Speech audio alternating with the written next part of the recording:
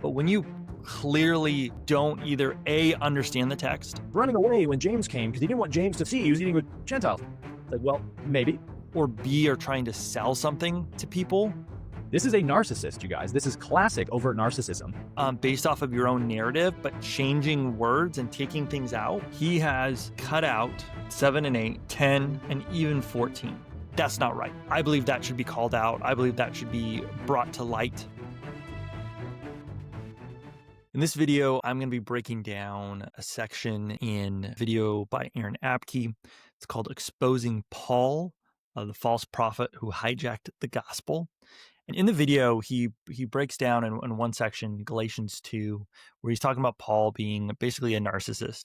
He gives his points on why he thinks he is based off of this chapter. But in examining actually the evidence of what Galatians 2 says, Aaron manipulates the passage in order to make his narrative sound the way he wants it to. Let's just jump right in. So now we're getting into more of Paul's character. And this is one I have a big problem with, is Paul's disrespect of Yeshua's 12 disciples. And I could do a whole presentation on this based on many passages from Paul that I believe I can prove definitively through the text itself. He was talking about, those false apostles and all that. He was talking about the 12, or at the very least, the 72 who Jesus appointed. But let's look at this passage, this infamous passage of Paul meeting James, Peter, and John and the 12 for the first time at Jerusalem. Actually go to Galatians. Let's actually look at, so he's looking at Galatians 2, 6 through 14. That's what's on the screen. But if you also see here, there are no verses. So you actually can't see what he's taken out or put back in. Let's look at 6. So this is 6 through 14. If you look, again, he just said Paul met these guys for the first time. But if you actually look up at the first part of Galatians 2, he goes, then after 14 years, I went again to Jerusalem. So it's like, okay, where was this after 14 years? This is why it's so important to actually read the Bible. Let's look at verse 18. And then after 3 years, I went to Jerusalem to visit Cephas, who is actually Peter. But I saw none of them except James, the Lord's brother. Aaron is saying that he's never met. This is the first time Paul's meeting him. But that's not true. You can see here, he meets Paul here, he meets Peter here, he meets James here. This whole 14 years later, he'd been around these guys for years. Then after 14 years, I went to Jerusalem. It's not true that he's met him for the first time. That's fact number one. Let's keep going. This is a passage, guys, I find so funny. Whenever I debate Christians on this and I say, can you show me any proof that the disciples approved of Paul? And they say, oh, Galatians 2, when they met Paul, it says they extended to me the right hand of fellowship. It's like, yeah, they were meeting Paul for the first time here. Do you expect them to be like fools and not be nice to him? Of course, they're loving, they're following Yeshua. They're doing what a disciple of Yeshua should do, which is to love everybody. So they welcome Paul in, and they haven't even heard any of this guy's teachings yet, probably. Again, haven't even heard any of his teachings, probably. Let's go back to the text. The gospel that I proclaim among the Gentiles to make sure I was not had run in vain. So he's coming back to Jerusalem after 14, preaching and then comparing notes. Again, this is not true. It's not true that they've never met him. It's not true that they've never heard his gospel. Again, this is just fitting into the narrative of Aaron because he wants Paul to be a bad guy. They're trying to get to know this guy and vet him a little bit. And so here's how Paul himself accounts of this experience meeting the disciples. As for those who seemed to be important, whatever they were means nothing to me. God is no respecter of persons. Those men added nothing to my message.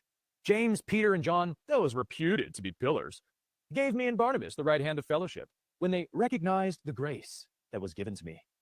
When Peter came to Antioch, I opposed him to his face, because he was clearly in the wrong. For before certain men came from James, he was eating with the Gentiles. But when they came, he drew back and separated himself, fearing the circumcision party. And the rest of the Jews acted hypocritically along with him, so that even Barnabas was led astray by their hypocrisy. Let's actually look at what Galatians 2, 6 through 14 actually looks like. So if you look at the side by side, you got this side, which is Aaron's slide and what he says. And then this is the actual full translation. He has cut out 7 and 8, 10, and even 14. But he's cut it up in a way so that his narrative looks good. Jews. Big point is that he edited all of this out. Only they asked that I remember the poor, for I was eager to do this. Paul was eager to go to these people, and they just asked me to remember the poor. Nothing negative going on. Paul's not talking negative about these guys, clearly, but you have to take out this text in order for you to actually see this. He even takes out 14. So the fact that he says, hey, I'm using all of this is wrong. It is not true. He is taking out verses. He can't use real evidence, because if he used real evidence, you would see that Paul was not in the wrong here, and it was Peter. So again, when we're watching this, see how much different it is from here through 14, here 6 through 14. See how he's left out these verses. This is a narcissist, you guys. This is classic overt narcissism. And he goes on to say, James, Peter, and John, they loved me when they met me. They recognized the hand of God on me. And then Peter came to me and I posed into his face. It's like, what a crazy mindset to have about meeting the very appointed disciples of the Lord that you claim to follow. And he goes to Peter and calls him a hypocrite, all because he's eating with Gentiles. And Paul claims to know for sure that he was being a hypocrite. He was running away when James came because he didn't want James to see he was eating with Gentiles. It's like, well, maybe. Galatians is written by Paul to say we should accept the Gentiles in. They shouldn't have to get circumcised. They shouldn't have to follow these things. They can just have Jesus. That's the point of Galatians. Aaron is making an excuse for Peter to say, oh, well, maybe he was doing it or not. He's just adding whatever he wants to the text. Or maybe he was trying to be loving to the new Gentile converts, and he's going to sit with them and have some meal fellowship with them. And then when his disciple posse comes, he goes and eats with them.